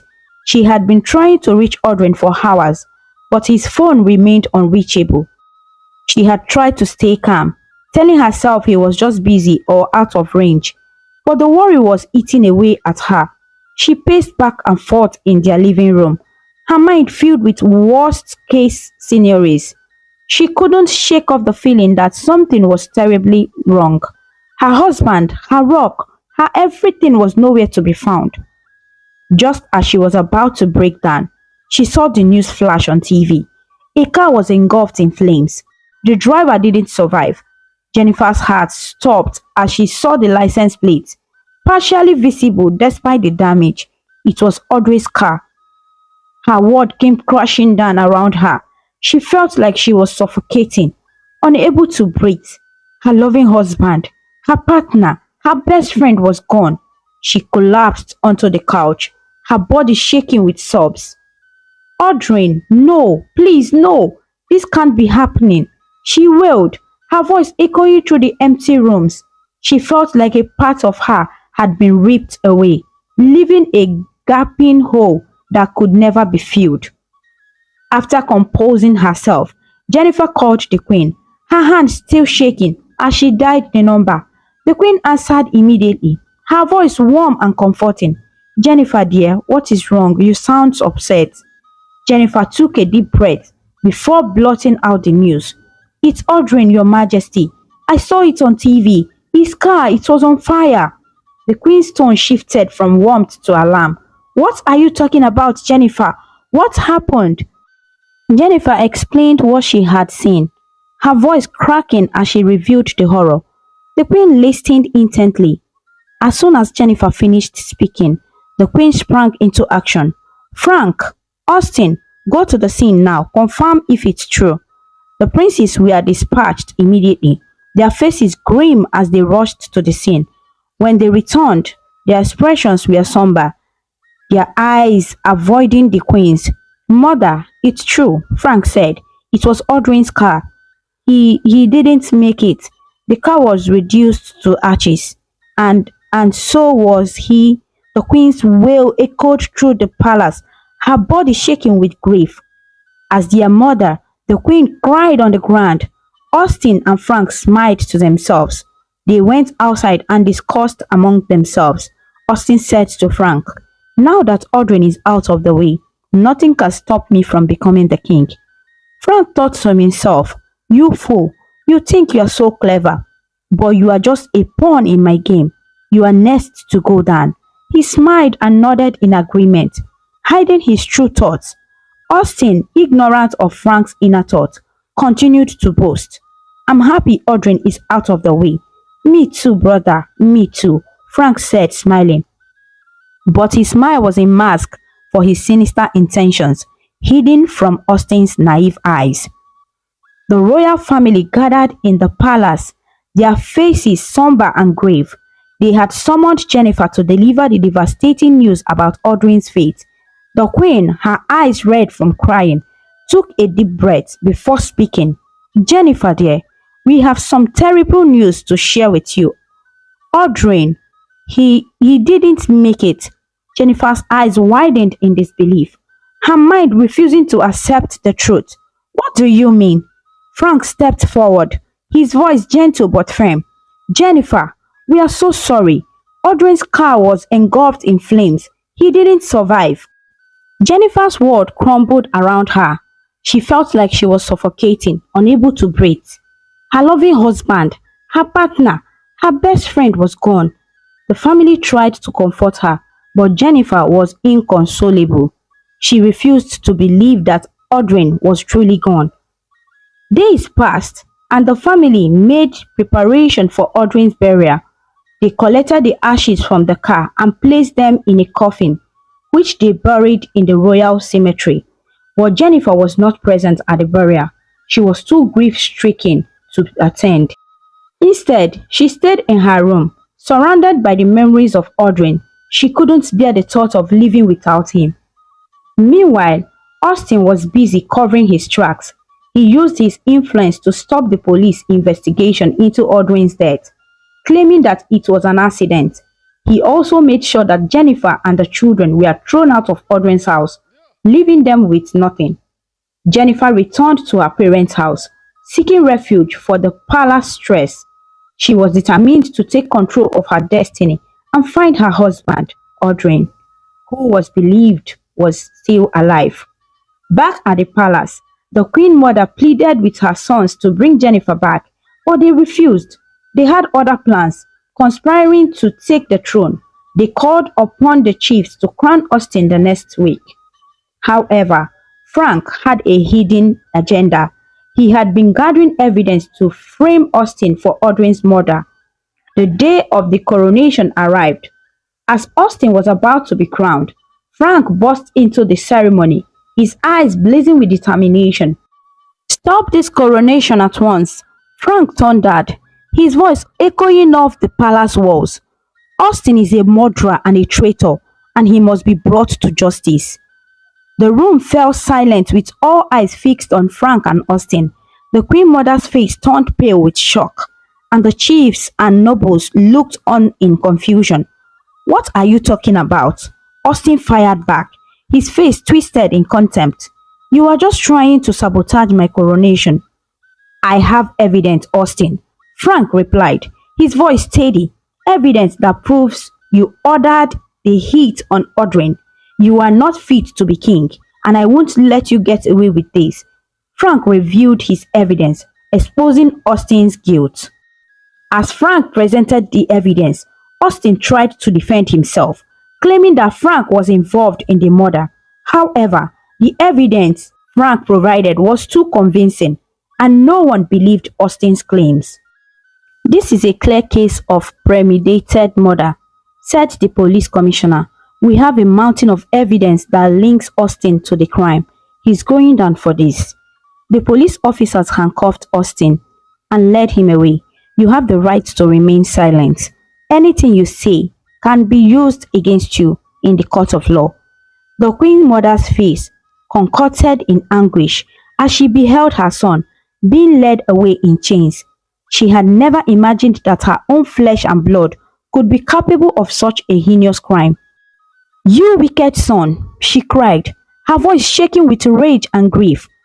How could you kill Audrey, your own brother? You are no son of mine. She turned to Frank, her eyes brimming with tears. Thank you, son, for exposing Austin's wickedness. You have done a great service to our kingdom. Frank bowed his head, his expression somber. It was my duty, Your Majesty. I could not stand and watch while his evil deeds went unpunished. The queen's gaze returned to Austin, her eyes blazing with anger. You will pay for your crimes, Austin. You will rot in prison for the rest of your days, and may your name be forever forgotten in our kingdom. Before being dragged away by the police, Austin turned to Frank with a fierce gaze. You will pay for this, he spat. You will pay for betraying me. I will get back at you, he snarled. You may have won this time, but I will not rest until I bring you down. The kingdom was in shock after Austin's arrest. The queen mother was heartbroken, unable to understand how her own son could commit such a terrible crime. Frank was praised as a hero for bringing Austin to justice. Meanwhile, Audrey was still in the hospital, unconscious after the car accident. Jennifer was devastated. She took her kids and hid them in a safe place, then went to investigate the accident scene with a private investigator. They spoke to the witnesses who revealed that the accident was actually a murder attempt. Jennifer was told that a car had stopped, injured Audrey, and then forced him into the driver's seat before setting the car on fire.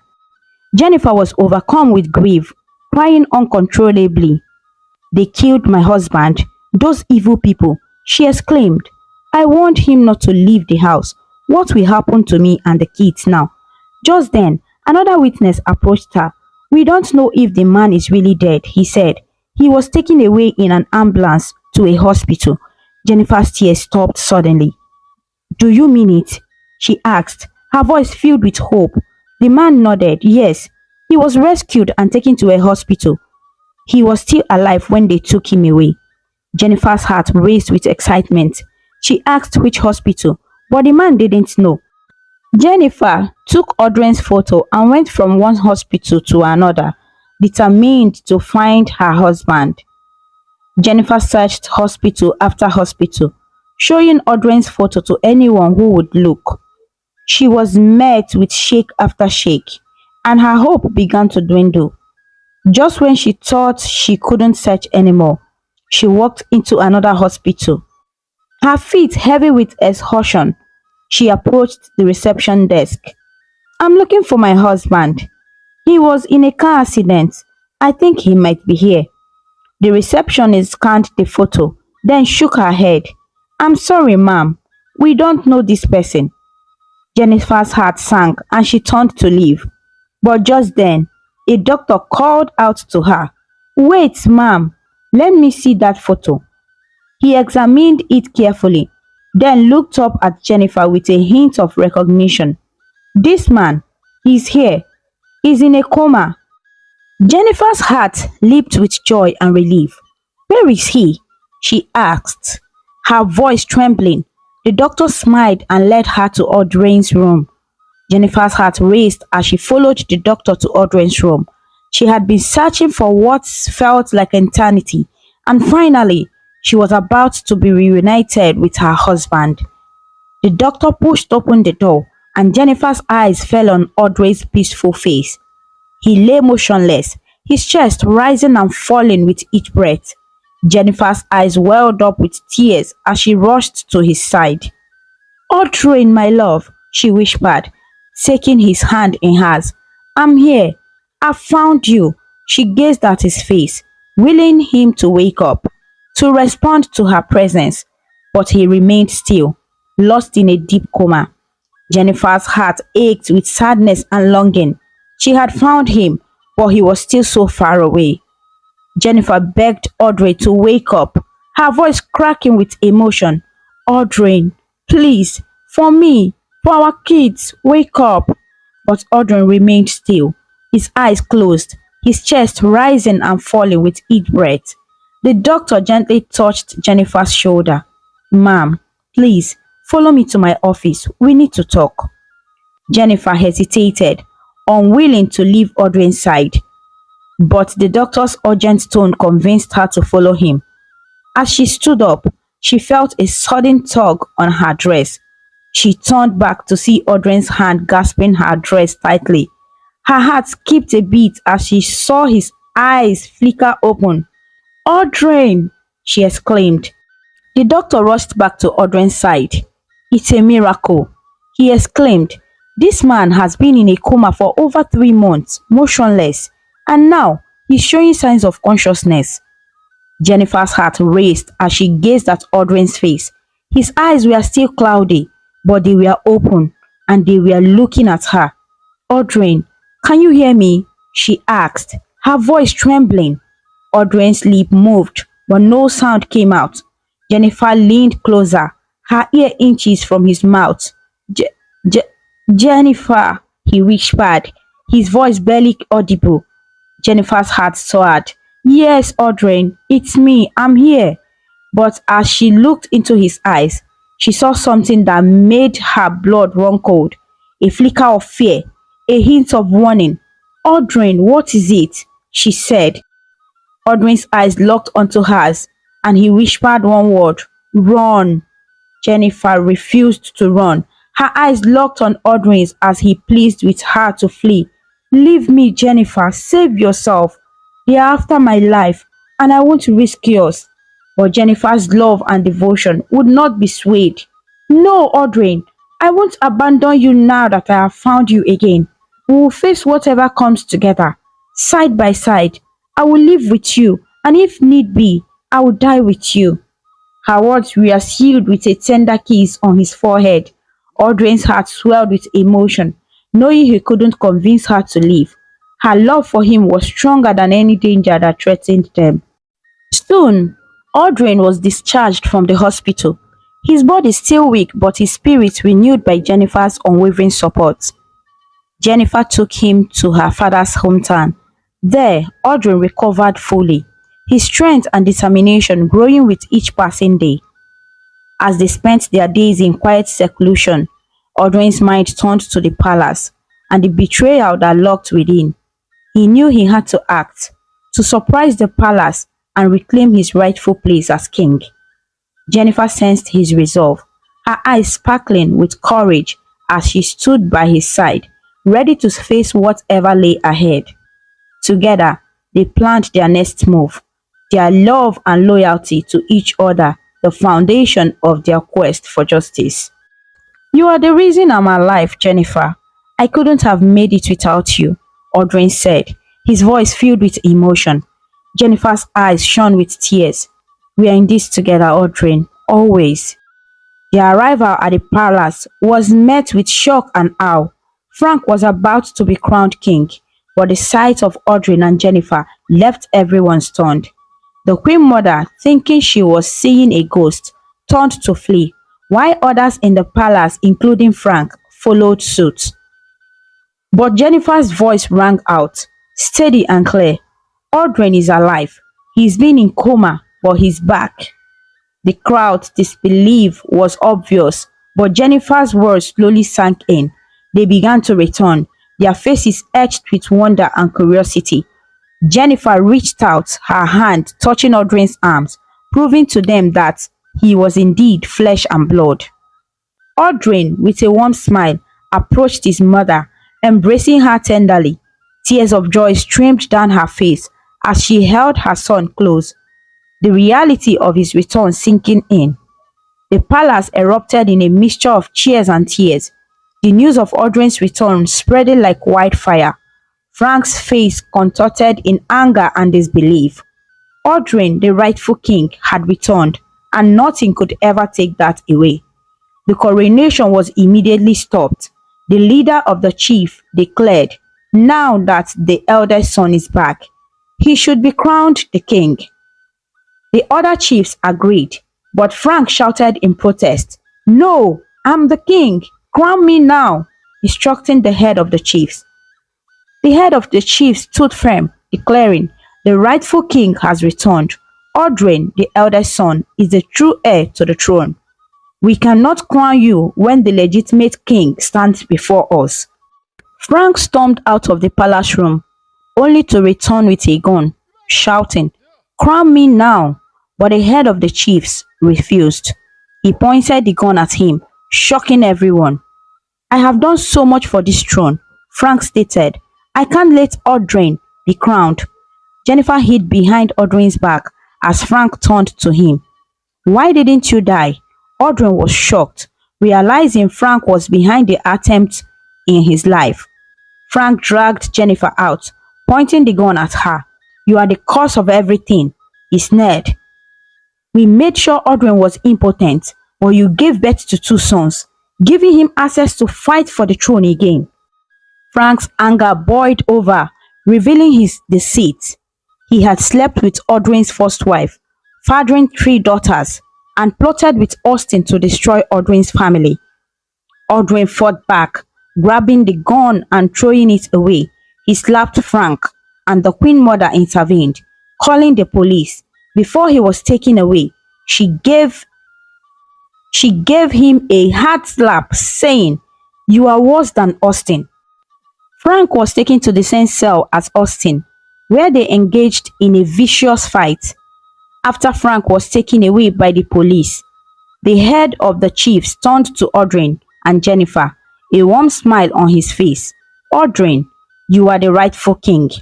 And Jennifer, you are the new queen of our kingdom, he declared, placing the crown on Audrey's head and the queen's tiara on Jennifer's. The palace erupted in cheers and applause as the newly crowned king and queen embraced. Beaming with joy, the chiefs and courtiers gathered around, offering their congratulations. The kingdom celebrated grandly, with feasts and festivities that lasted for days. The streets were filled with music and laughter, and the people rejoiced at their new king and queen. Audrey and Jennifer sat on their thrones, surrounded by their subjects, their faces aglow with happiness. They knew they had a lot of work ahead of them, but they were determined to rule with wisdom and justice, bringing peace and prosperity to their kingdom. The Queen Mother stepped forward and embraced her son and daughter-in-law. I am so proud of you both, she said, tears of joy in her eyes. You will make a great king and queen, and I will be here to support you every step of the way. Later that night, Audrey and Jennifer sat alone in their room, surrounded by the quiet of the night. Audrey took Jennifer's hands, his eyes filled with gratitude. Thank you for coming into my life, Jennifer. I am so sorry for buying you with money at first. I was blind to what truly mattered. Jennifer smiled, her eyes shining with love. That's destiny, Audrey. I was sold so we could be together, and I love you so much. Audrey's face lit up with joy. I need another child, he said, his voice filled with longing. Jennifer laughed and got up, returning with their sons. Here are your children, she said, placing the boys in Audrey's arms. Audrey's face glowed with happiness as he held his family close. I have everything I need right here, he said, his voice filled with contentment. As they sat together, surrounded by the love they shared, they drifted off to sleep, their hearts full of joy and gratitude. The most important lesson in this story is the power of love and loyalty. Despite facing betrayal, danger, and seemingly insurmountable obstacles, Audrey and Jennifer's unwavering commitment to each other and their determination to seek justice prevailed. Their journey demonstrates that true strength lies not in power or wealth, but in the bonds of love and trust. Jennifer's steadfast support for Audrey, even when all seemed lost, and Audrey's resolve to reclaim his rightful place while protecting his family, highlights how love and loyalty can overcome any adversity and lead to ultimate triumph and happiness. And with that, my dear friends, our story comes to a close. But remember, the magic of storytelling lives on, waiting to whisk us away on new adventures, where the wonders of imagination know no bounds. Goodbye for now, and may your dreams be filled with joy, wonder, and endless possibility. Thank you so much for watching. Please kindly comment, like, share, and subscribe to our YouTube channel for more interesting stories.